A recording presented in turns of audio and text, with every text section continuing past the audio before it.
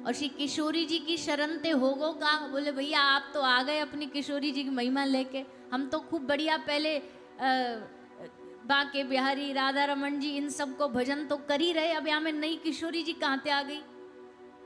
तो बोले सुनो एक कथा से समझो, श्री किशोरी जी की शरण को कहा लाभ है, तो तुम भी समझ जाओगे और तुम भी फिर कलते श्री राधा राधा ही राधा राधा गाओगे। एक हमारे नंदगांव में एक बाबा रहते थे, नंदगांव में एक बाबा रहते थे, बाबा को नाम हो कृष्णदास बाबा। क्या नाम था? जोर से बोलो। कृष्णदास बाबा जी। बाबा जी नंदगांव में रहा करते थे, खूब भजनानंदी साधु थे, ठाकुर जी की खूब सेवा करते थे। नंदग्राम में जो ठाकुर जी की ऊंची महल है वहाँ पे नित्य जाते, और बाबा ने 12 साल तक बिना कोई नियम तोड़े 12 वर्ष तक बाबा जाते मंदिर, ठाकुर जी को माला चढ़ा करके आते और उनकी सेवा करके आते। नित्य का उनका नियम, यारी थी, पक्की यारी थी दोनों में। एक दिन कृष्णदास बाबा जी बोले हमें इतने वर्ष हो गए यहाँ के द्वार पे जाते जाते, माला चढ़ाते चढ़ाते, आज ने एक परीक्षा ले ली जाए। भक्त का अधिकार है परीक्षा लेने का, पर निक सेवा के बाद हमारे जैसे नहीं 2 फूल चढ़ा के हम परीक्षा लेना चाहते भगवान की। 12 वर्ष नियम के साथ सेवा करी, अब मन में आई कि हे श्याम सुंदर आज हम तब मानेंगे जब प्रातः काल हम नहीं आएंगे तुम्हें माला चढ़ाने, माला पहनने तुम आ जाइयो, हम माला तैयार रखेंगे, तुम आ जाइयो, हम माला पहना देंगे।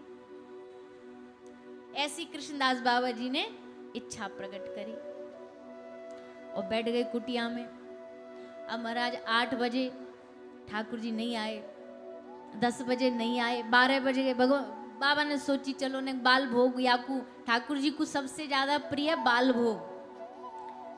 बाल भोग मतलब बाल भोग काय को गए?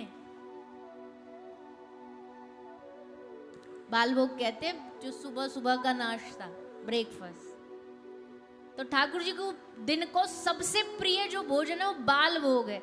और वहां में भी ठाकुर जी क्या खावे?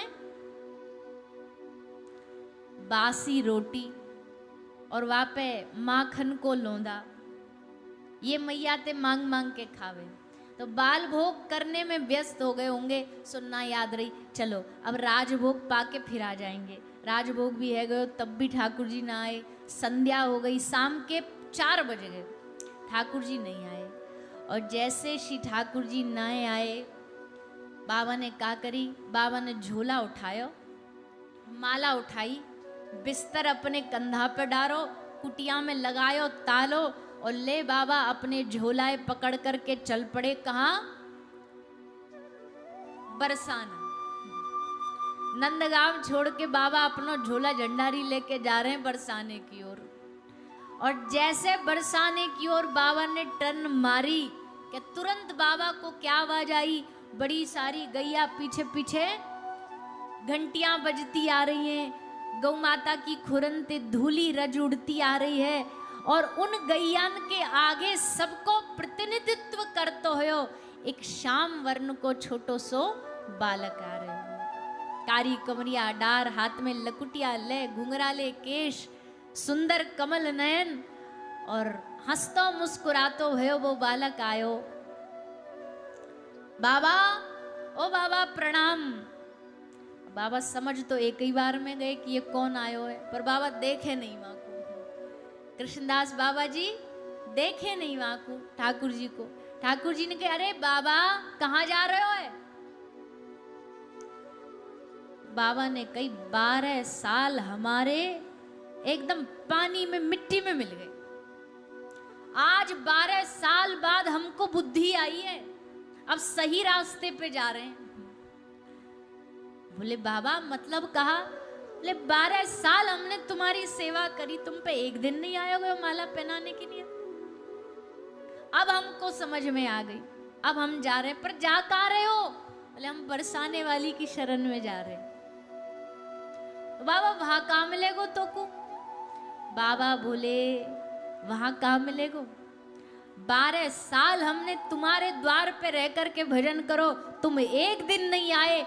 आज 1 घंटा पहले हमने निर्णय लियो कि हम बरसाने वाली की शरण में जाएंगे, देखो तुम पीछे भागे भागे आ गए, दौड़े दौड़े आ गए। अब ये श्री जी की शरणागति को लाभ नहीं है तो क्या है, अब तुम अपनो भंडारो अपने डोरे रखो, हम तो जा रहे हैं वहीं, तुम्हें मिलना तो वहीं आ जाइयो। और कृष्णदास राधा दास बन गए।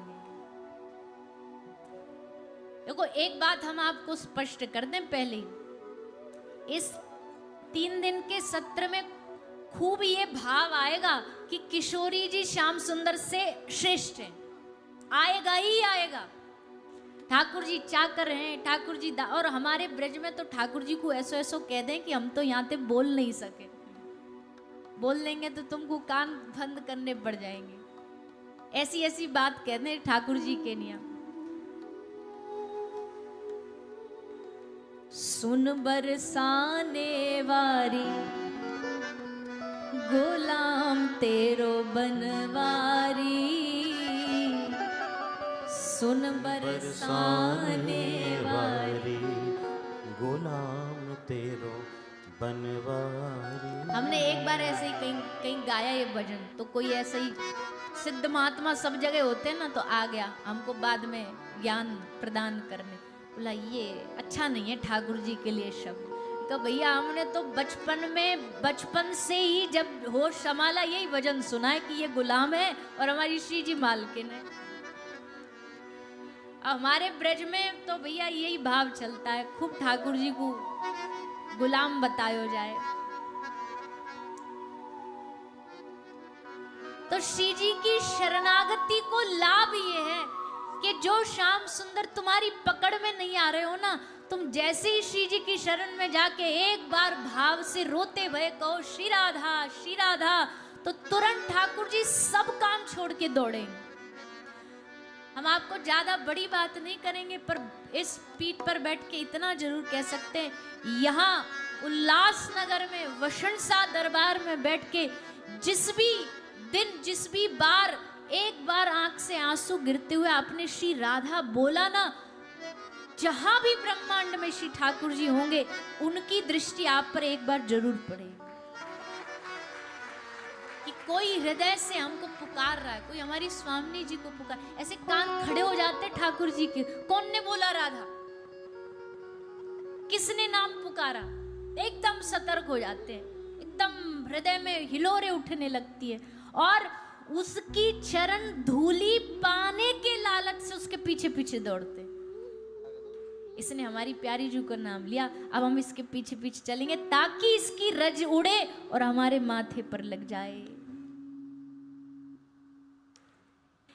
कृष्णेन आराध्यते राधा, कृष्ण को आराधना करने वाली राधा, और राधा या आराध्यते मया, राधा रानी श्री कृष्ण का और श्री कृष्ण श्री किशोरी जी की आराधना करने। हाँ भेद कोई नहीं है, पर थोड़ा रस को बढ़ाने के लिए नोक झोंक भी जरूरी है ना।